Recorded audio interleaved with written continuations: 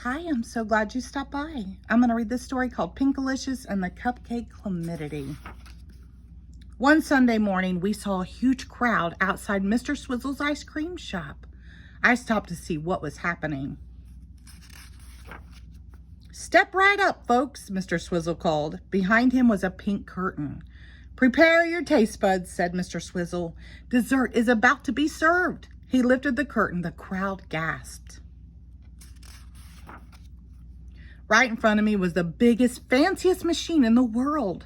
Lights were flashing, gears were turning. It hummed, buzzed, and beeped.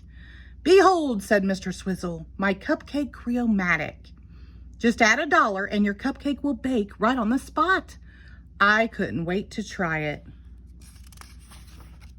"Me first," I said. I ran to the machine and put in my $1. I chose a strawberry cupcake with pink frosting and pink sprinkles. I pressed the green button. Nothing happened. "Bake," I said, pressing again.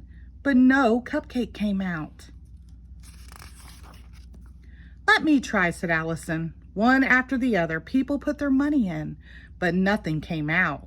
"What's going on here?" the crowd started to grumble. People were getting upset. So was I. I wanted my cupcake. "I'm so sorry," said Mr. Swizzle. "Let me get the owner's guide. I'll have this fixed in a jiffy." I couldn't wait that long. I wanted a pink cupcake. I thought.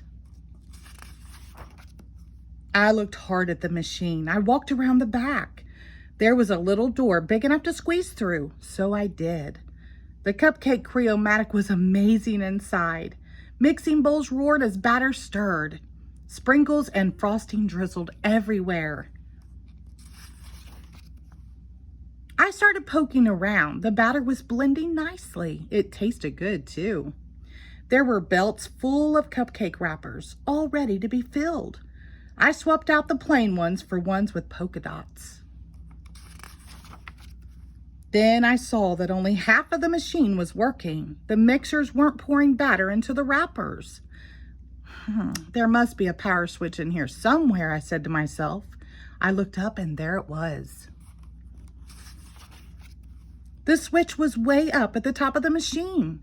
I climbed all the way there. "It's cupcake time," I said as I flipped it on.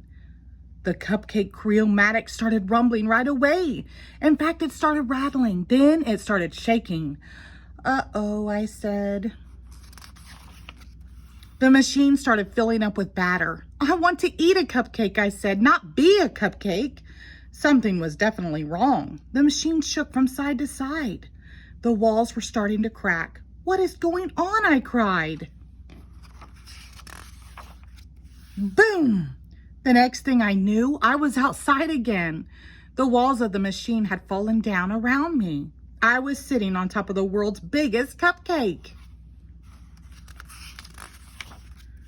"Pinkalicious!" cried Mr. Swizzle.